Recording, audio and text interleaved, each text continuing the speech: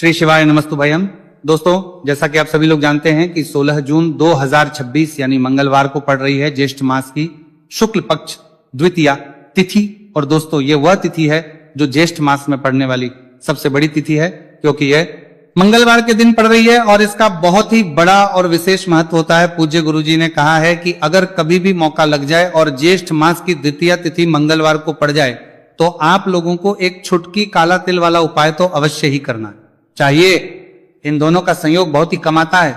इसी के साथ में गुरुजी ने अपनी शिव पुराण कथा में बताया है कि इस दिन आपको एक छुटकी काला तिल वाला उपाय तो आपको अवश्य ही करना चाहिए, क्योंकि ऐसा दिन पूरे साल में सिर्फ एक ही बार आता है।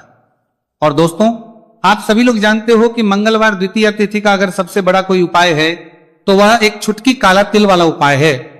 तो दोस्तों, मंगलवार द्वितीया तिथि के दिन आप लोगों को इस एक छुटकी काला तिल वाला उपाय को जरूर करना है।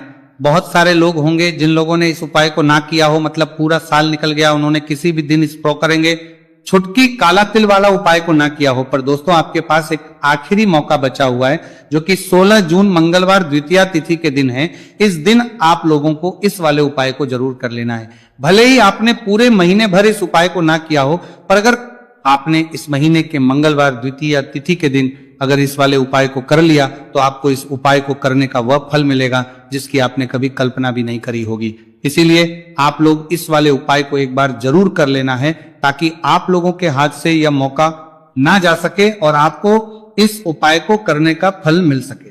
दोस्तों, यह उपाय पंडित जी ने अपनी अभी की ही श्री शिव महापुराण की कथा में बताया है। उपाय को आज हम आपको बहुत अच्छे से समझाने वाले हैं। इस वीडियो को देखने के बाद इस उपाय को समझने के लिए आपको कोई और वीडियो को देखने की जरूरत नहीं पड़ेगी। तो चलिए दोस्तों, उपाय को शुरू करते हैं।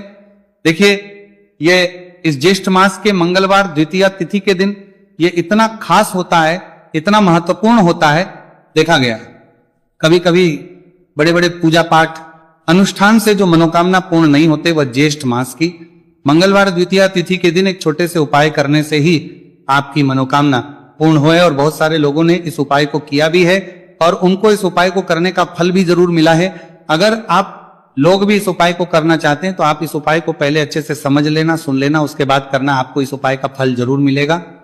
और इस उपाय को कर लेने से आपके घर में चाहे किसी भी प्रकार की दुहक और समस्या क्यों ना चल रही हो, आपको उसका कारण भी नहीं पता है कि भाई ये समस्या किस कारण से चल रही।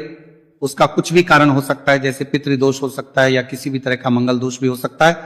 तो इस दिन आप लोगों को ये वाला उपाय कर लेना है। ये एक ऐसा उपाय है जिस उपाय को अगर किसी विशेष दिन पर किया जाए तो भाई उस विशेष दिन का जो है वो तो हमें मिलता ही मिलता है। पर हमने उस दिन पर इस उपाय को किया है तो हमें उससे भी बड़ा फल मिलता है, और फल बहुत जल्दी मिलता है, क्योंकि आप इस उपाय को बहुत ही बड़े और विशेष दिन पर रहे हो। तो चलिए अब उपाय के बारे में बात करते हैं, लेकिन उससे पहले आप लोगों को यह जानना आवश्यक है कि आखिर ये उपाय किस समय करना है, किसको करना है और कैसे करना है।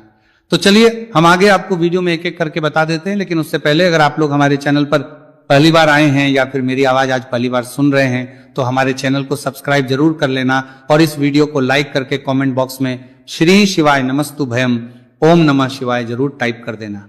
तो दोस्तों, इस एक छुटकी काला तिल वाला उपाय को हमें इस मंगलवार द्वितीया तिथि के दिन कैसे करना है, किसको करना है, किस समय करना है और कहां पर करना है, ये सारे सवालों के जवाब आपको इस वीडियो में मिल जाएंगे। और जो ये वीडियो देखेगा भाई, उसको एक छुटकी काला तिल वाला उपाय जरूर करना चाहिए, क्योंकि इस दिन काला तिल का भी बहुत ही बड़ा और विशेष महत्व होता है।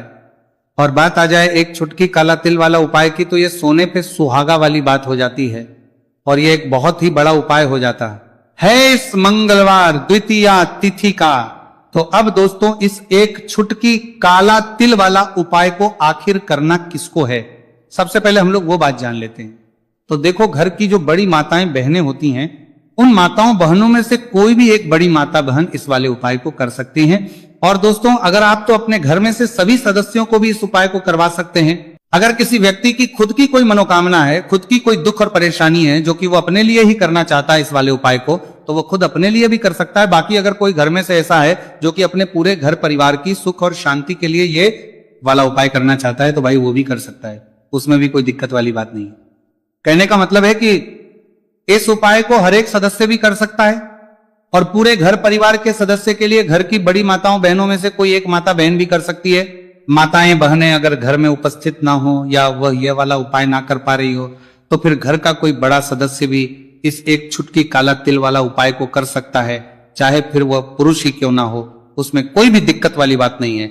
उसके बाद में दोस्तों जो अगला प्रश्न निकल आता है वो ये आता है इस उपाय को लेकर कि आखिर इस उपाय को हमें किस समय करना है, सुबह के समय करना है कि शाम के समय करना है। तो देखो इस वाले उपाय को आप लोग सुबह के समय भी कर सकते हो और शाम के समय प्रदोष काल में भी कर सकते हो।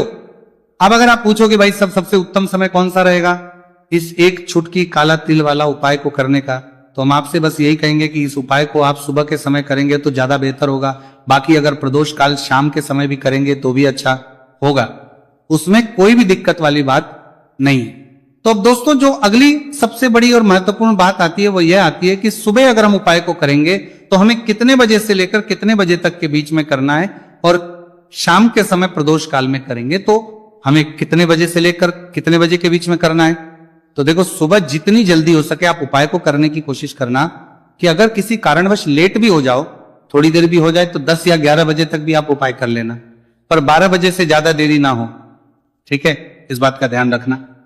उसके बाद में दोस्तों अगर शाम के समय प्रदोष काल की बात करें, प्रदोष काल का जो समय है होता है वो शाम के 6 बजे से शुरू हो जाता है। मतलब शाम के 6 बजे से लेकर 7 बजे के बीच का जो समय होता है ये समय प्रदोष काल का समय होता है। तो आप उपाय को 7 या 8 बजे के बीच में भी कर सकते हो, मतलब शाम के 6 बजे से रात 8 बजे के बीच में